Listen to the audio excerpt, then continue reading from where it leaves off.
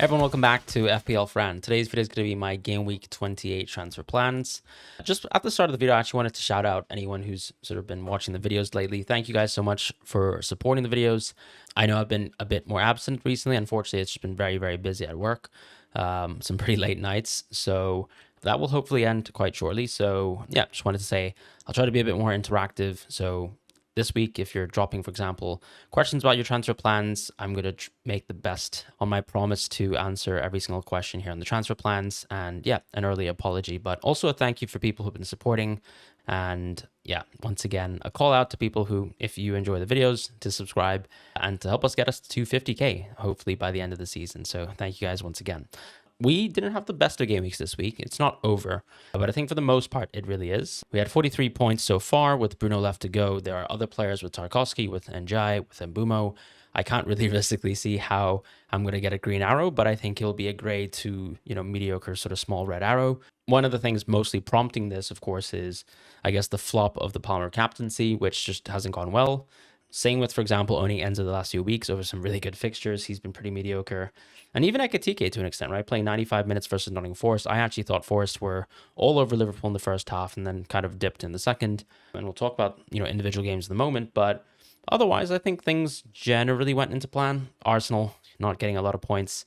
Not ideal. I think there's a chance, for example, that Maguire could do well. Anderson's outscored my Arsenal defenders. But I was really keen in actually playing Enzo Lefebvre and actually having Lefebvre in my team. So I was not really planning to play Anderson just on the sole basis that if I'm backing certain results, like for example, backing against a good Tottenham result too, that Arsenal triple up made sense. And I think ultimately when you kind of look at the chance, Arsenal gave away that chance. It's not too dissimilar to when Arsenal played versus Man United and Zubimendi gave a free goal towards Mbumo. I think here Rice pretty much gave a free goal to Kolo Muani. So yes, there was also a good Raya save in the middle, but if you kind of look at the XG of the game as well, I think it kind of still purports the story that Tottenham were very, very poor. And I think it does say a lot that players like Eze and Gyökeres, who have very much struggled this season to get on the board, for example, in terms of goals and assists, were happy to have free reign versus Tottenham tonight. But the less said about that, the better. Richards got, what we expected versus Wolves. He got completely outscored by Munoz, but not the usual way that you'd expect in terms of XGI. He just got out defconned by Munoz, and that also meant that Munoz creeped into the bonus points. So he's been a pretty dismaying pick. Am I going to force a transfer out from Richards? Not really, because I don't really have the money to sort of push him to anyone that I think is that significant in terms of changing my team. I'm looking forward to seeing whether Maguire starts versus Everton away and seeing if he can kind of complete the game there, because I think that gives a really good opportunity for Maguire to be a pick next week when he plays versus Crystal Palace at home for my own team. Otherwise, Sabo played minutes, wasn't the most inspiring. I'm kind of hoping that when Wirtz comes back, if you see more real minutes as well in the future, that Liverpool could look like a little bit more of a lively team in the attack, because it has been poor. And then Enzo and Palmer, I think, are the biggest question marks going forwards, because I think both of them could be sells. And then when it comes to Haaland and that sort of solid dichotomy, I'm giving up on Salah, if I'm being honest. I think still we've seen absolutely not enough to justify making that move. Yes, of course, Haaland will blank in Game Week 31, but is that enough for me to make this sort of big swing towards Salah, especially when Salah was just once again subbed off reasonably early in a game where you would think that he stays on? Wirtz wasn't on the pitch, so there's actually one less attacker who can take minutes, and somehow Slot still found a way to take Salah off, and I think Rio was great on the right.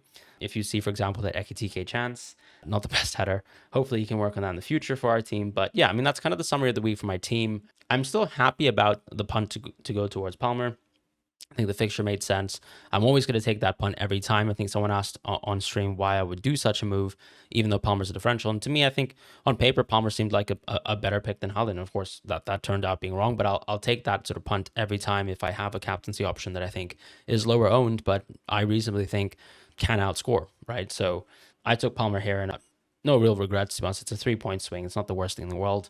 Bruno to go, and that's pretty much it for this week. In terms of lining up for next week, the key thing is that I've got 2 free transfers, and I've already set up my team in a way where you can kind of see how I'm planning to line up, right? So this is triple Chelsea or triple Arsenal versus Chelsea, and the 2 Chelsea players on the bench. Richards deep in the back of the bench, but it's kind of a weak team, right? A lot of people own Thiago, a lot of people own other picks, like for example Dango, Harry Wilson in the midfield, even an Mbumo. I think I've got much less firepower than the average opponent. Maguire would actually be exceptional. I think he could even allow me to bench maybe Ewan Timber. I still think that going Arsenal defense into Chelsea is not too bad considering this game is at the Emirates. Yeah, I mean, but I think Lafay and Krupi are probably much worse in terms of firepower compared to the rest of the field. So I do think there's an opportunity here to use my free transfers now. And maybe it's through the Chelsea players as well, because right now the cash cows that I have in my team are the Chelsea players. Their fixture run is not the best, right? It's Arsenal away, Aston Villa away, which is quite a tough game. Newcastle at home possibly being the best game doesn't really mean that too much here. And then Everton away in Game Week 31. So a lot of away games that we think certainly Chelsea will struggle with. I don't think the attack has been too poor as of late. Not too many chances versus Burnley, but if you look at all the other games under Senior so far, I think the attack has looked relatively solid. So I'm not too concerned about that. And I think one of the advantages of maybe keeping Palmer my team is just the effective ownership piece, right? He is a pretty low TSB percentage. In reality, in terms of effective ownership, I think that that's still very low around sort of my ranked tier. I, of course, captained him this week, so it was a different picture. But I would think going forwards that not many people might be keeping Palmer. So I have been thinking, how deeply do I care about that? And then I think more medium to long-term problems as I'm planning a wildcard 32, right? So we only have 28, 29, 30, 31. There's only 4 fixtures left, really, until the wildcard. So the European fixtures actually land between Game Week 30 and 31, or maybe I think 20. Sorry, 20, I think it's 29 and 30. So and in around their the fixtures. So the kind of main thing to think about is, do players like Palmer, especially with this really tough draw that Chelsea have in the Champions League, have really good league minutes? I think it's hard to say. Even with Ekitike, I think you can make that criticism. But we've seen generally that Palmer's minutes have not really held up to constantly rotated fixtures. And as you can see with James, for example, I mean, he's been someone who's been pulled out of games immediately or not even starting games. So I think as much as I do love Palmer, the difference is with someone like Enzo and holding potentially someone like Enzo in the team is he could be my 5th midfielder going forwards. Whereas with Palmer, I'm expecting him to be a true blue, right? He's going to be someone who I would expect to get the maximum value of every week. And with the upcoming fixture run, if players I think like Mbumo or Harry Wilson or Adango can comparably sort of compete with Palmer in terms of points projections, there's really no reason to keep Palmer. I might as well save my money for something else or just get better minutes from other players, which allows me to get some of the more kind of question mark players out of my team. So Krupi did actually ironically play 90 minutes versus West Ham, but the game before that, he was obviously coming off the bench. And so I think when you look at the next 2 games as well, another opportunity for him to probably sit on the bench. And as Tavernier comes back into the team, as Brooks comes back into the team, I just can't really see how Krupi Jr. necessarily has perfect minutes. Even Enes Unal could play more minutes going forward. So I think that's just my overall concern with Krupi Jr. As much as I do love him as a player, I think his time with my team is probably running on empty, unless I have that confidence where I can say I don't want to go Thiago. And that's another sort of big question and dilemma for this week. But that's how I feel about my team going forwards. I think my team looks reasonably strong. Lots of home games here. But the question mark is, can it be improved? And going simply towards some Brentford players could be the way to do that. So that's what I'm eyeing up here at this moment in time. Going back to sort of the fixtures and reviewing them actually this week, I mean, my summary of the fixtures this week is that I think Leeds have been a really good team all season long. Of course, they scored through a direct free kick, so it's not like they overwhelmed Aston Villa or anything like that. Aston Villa have been a pretty good defense. I think Martinez this season has some really good shot stopping numbers, as much as people sort of align him with some mishaps. I think Aston Villa, the attack still looks like where's the value coming from is a fair question. It doesn't feel like Watkins is the one. In fact, Tammy Abraham has actually looked pretty good in a lot of his outings, including in cup games. So I do wonder if you're going to see some more Tammy Abraham starts down the line. And then Rodgers, the XGI is still really poor. And, we can say he's a great finisher, but ultimately you still want some decent XGI. And I think there are other midfielders in the game right now who probably provide a little bit more of that, like a Harry Wilson, like a Dango. Now, I say this, and Dango didn't do anything with 1 XGI last week, and I don't think he did too much in the week previous, but he still looks like an extremely lively pick. He has gotten holes this season, so it's not like he's, finding it impossible to do so. So, yeah, better fixtures to come for Brentford, and I don't think there's too much to worry about. Ultimately, they still created a lot of chances versus Brighton. That was just a good defensive performance in terms of things like shot stopping from Verbruggen this week. Chelsea were a bit underwhelming still, I think, considering that this is Burnley, considering this is at home. Yes, of course, the red card impeded the game for Chelsea, but it's not like the amount of chances that they racked up at around, what was it, 72 minutes at the time versus Burnley was sufficient in my opinion. So it was still a pretty timid performance, all things being considered. And it's not like a lot of key players were missing that game for Chelsea. So I still think that it still might be the time to sell the Chelsea players. West Ham versus Bournemouth, I thought West Ham were exceptional. I think they were very unlucky, and I think Bournemouth were, on the other hand, super lucky to keep a clean sheet. There's not much to be said there. Ryan had a great solo run, and I think a lot of people are enticed by Ryan, and I think for good reason. But I think West Ham look great, and I would definitely not be looking at West Ham as a team as if, when we've been sort of thinking about teams like a Burnley, like even like a Leeds, arguably, or definitely like a Wolves as teams to target. I still think West Ham look very, very good value for what their current run of form is, specifically under the underlyings. And so I would say, yeah, I'm just impressed by West Ham. And actually, sort of in hindsight, I suppose the performance that United put out last week when they were actually away from home was actually quite respectable, considering that. City versus Newcastle, I think City just looked like a different beast, especially with Nico O'Reilly. We put Nico O'Reilly back into the cheat sheet last week, and I felt very convinced that his minutes were going to be good up until Gameweek 31. But of course, there's a blank.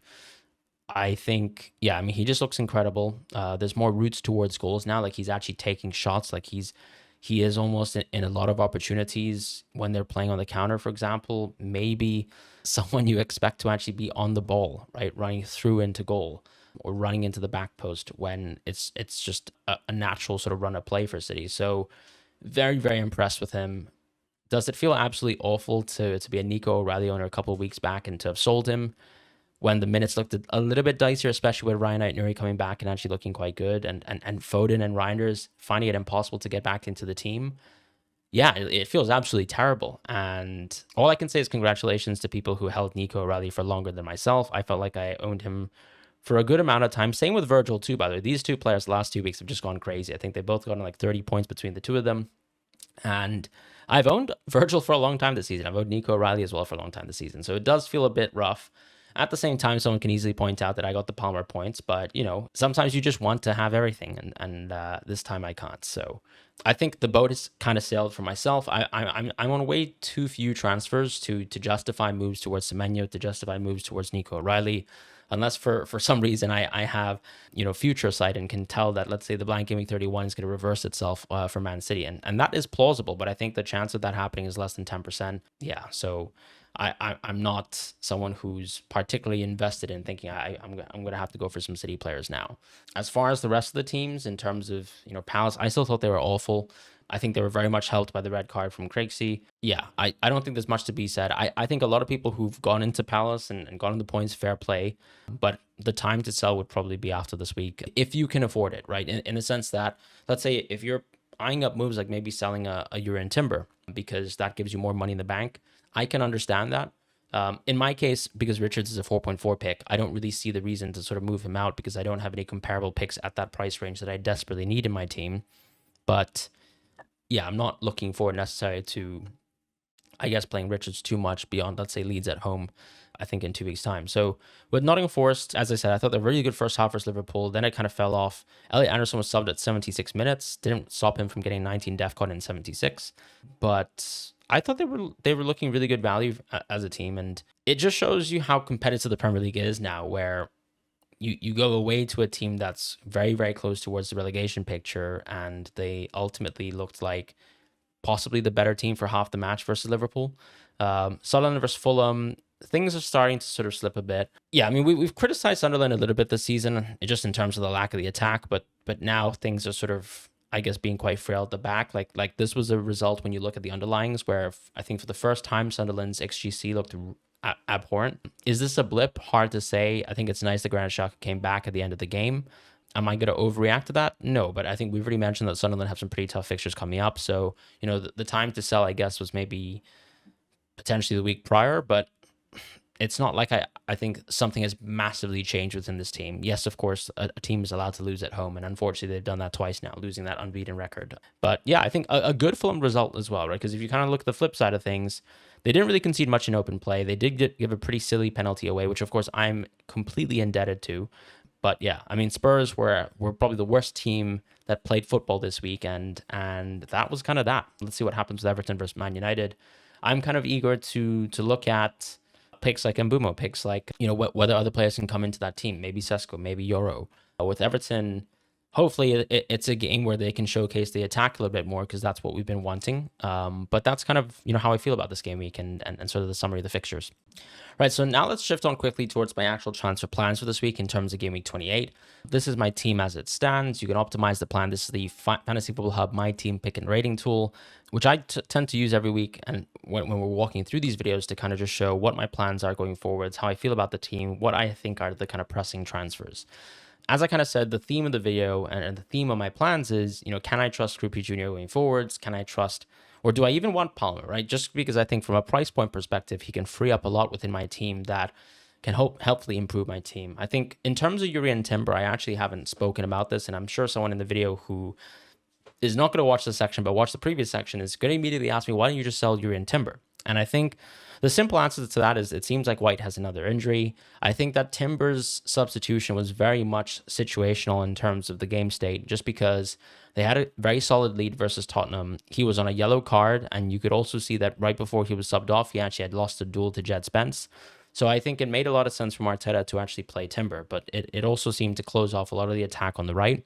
I personally think that Timber's minutes are going to be fine up until Game Week 32. You can disagree with me, and I think that's perfectly fine, but I think Timber is actually a very solid pick going forwards. I don't feel too bad about, let's say, owning Timber versus a Virgil van Dijk going forwards. I just think that transfer is a luxury transfer. If I had 5 free transfers, sure, I would absolutely do that move, but I don't. I've got two free transfers, and I think I've got bigger fish to fry, and I'm happy to be wrong in that case. So let's optimize the team. It suggests playing my Chelsea players here, but I'm not going to do that. I think because I'm likely to play triple at Arsenal or some sort of variation of it, and maybe even bench Krupi, I think I can, just comfortably say here that I'm going to make a couple changes to the team. One thing with Krupi Jr. and the Bournemouth players that I wanted to mention is that because they've got so much depth now, something that we really need to be thinking about and keeping an open eye to is on 28 and 29, if you're going to go for a player, you really need to justify that the player that you're going for on 28 is very likely to start in Game Week 29. So my concern with a player like Krupi Jr. is I have no idea how Irola is going to set up the team. So part of the reason why I want to sell someone like Krupi Jr. is I can't guarantee if the start is going to be on 28 or 29, or even if he starts both games. I don't think it's likely that he gets benched for both. I think Irola loves rotation. And I think conversely, that's another problem for one of the picks that I wanted to buy, which is going to be Tavernier. I think he played too few minutes in Game Week 27. And as I don't own him, I'm not, at the whim of trying to buy someone who I think is only going to start one out of the 2 Knicks games. And so that's why I think he has to go. With Chelsea, I think because the Champions League fixtures are so tough, and Enzo seems like he still has better minutes than Palmer, I think Palmer might be the cash cow here. So my transfer path number 1 is a path where I unfortunately don't get to keep Palmer. As I said, compared to last week's transfer plan videos, Salah's gone. So the first line I think is Krupi out and then just bring in Thiago simply. He's one of the best picks. And I think immediately, as you can see, when I bring in someone like Thiago, the expected points of Thiago are so much higher than someone like Palmer, where it clearly says that the money just has to be spent somewhere, right? I have to find a way to get Thiago into my team. The expected points are just that good. Now with Palmer, as you can see, I can go for anyone realistically within the midfield. If I go out of Enzo, the problem that I have right now is that I can only go for a 5.4 midfielder, and I am not going to make any transfers today, and I think Dango's actually going to rise. So the problem is going to be, if Dango's going to rise, then I'm just going to naturally have a problem where he's going to be at 5.9. I'm not even close anyways, right? So only Tavernier and Elliot Anderson are the only 2 midfielders that I can realistically buy. Now, Elliot Anderson actually has really good points projections as a midfielder. Tavernier has good point projections as well, but as I said, I'm really not sure about the start in one of the 2 games here, so I really can't say that I think I would back those kind of the minutes compared to, let's say, someone like who's a bit more stable like Elliot Anderson. Now, in the midfield, I also really like Harry Wilson. I personally think the projections could be a bit higher on Wilson. He's one of the picks that I like. Dango as well, I think, is absolutely fantastic, and he clearly has slightly better projections than an Elliot Anderson, for example. But let me know what your thoughts are. Do you guys think I should try and keep Palmer? I think one of the dangers of keeping Palmer on my team is that I keep this very loose or very tight in terms of money as an opposite to loose. But I mean, one of the concerns with keeping Palmer is that it will keep me very tight on money. So let's say if I do go for this Elliot Anderson move, I mean, I'm on 0.0 in the bank, and suddenly I've lost the flexibility. Sure, I've got cash cows everywhere, right? I think I've got all the forwards I want, so it doesn't matter. I've got someone like Palmer who can always be downgraded to another midfielder, and I've got Timber who can always be Virgil. But I think I lose the flexibility in terms of, what can I do with the niche pick like Enzo Lefebvre? What can I do with the Richards? What can I do with Maguire if suddenly he's not going to play? Now, sure, of course, the answer could be I can go for Stack. I can go for Hill. But I think, as I said, some of the flexibility is lost with making this move. But that is a possible transfer line that I could do. If I make the transfers here, I think what's interesting is there's still not really much to be done week to week within my team, because the beauty of Elliot Anderson over this fixture run is that you can basically start him every single fixture. And up until Game Week 31, I don't really need to touch my team. So here I could even play Richards in Game Week 30 when Anderson actually has one of his more mediocre games. I could even play Maguire if I really wanted to. And then on Game Week 31, I don't really have a defense, right? So I think I'm going to play Enzo Lefebvre as it is. It's not the best game. As you can see, he's a bit of a red pick here, but I would have saved enough transfers where I can actually just justify going Richards out of the team or just one of the Arsenal picks, right? As soon as I take Timber out of the team and bring in Teo, that to me is a good enough team for Game Week 31. And suddenly, actually, I've got quite a few free transfers to be able to attack the wild card in 32. So that's kind of what I'm looking at here, where this is the most conservative sort of path here, but one path that actually allows me to keep Palmer over these games. But I think my concern with Palmer is, is he going to live up to the bargain, if that makes sense, with the minutes heading on to there. So that's my first transfer path. Now let's go with a bit more of a flexible path. So I think, as I said, if I'm going to take Palmer out in Game Week 28, sure. I think the player that I'm going to go with first is actually going to be Dango as opposed to Mbumo. I could go Mbumo, right? So because I can stretch this where I can go Thiago for Krupi and I can still go for an Mbumo here. In fact, of course, the hub model actually thinks I should go for Mbumo. He's the best pick here. But I almost think if I can gamble the Dango minutes right, I could maybe do a bit better. Now, if I go for Mbumo, it still gives me a little bit more money in the bank.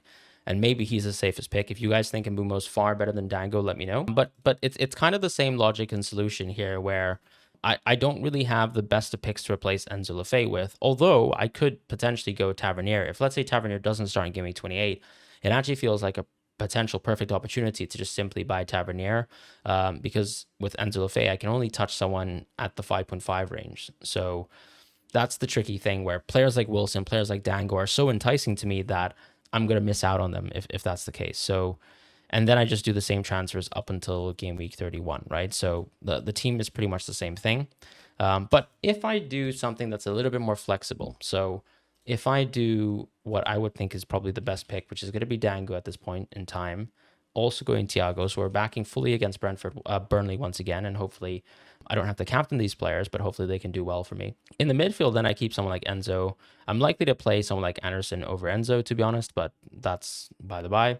In Game Week 29, what I can do is play Enzo, unironically, but if I don't like Enzo Lefebvre and I still want to bench someone like Enzo versus Aston Villa away, I think that I can actually just go for Harry Wilson here, where I've got a lot of flexibility, and alternatively, if I don't like Enzo, I can always still go for Mbumo a little bit later. It is Newcastle away. It's not exactly a great fixture, and that's what I don't like about this pass so much. But it could be an opportunity to maybe just buy Harry Wilson too, right? Where Harry Wilson just has a really good home game, and he still, to me, is one of the best picks in the game.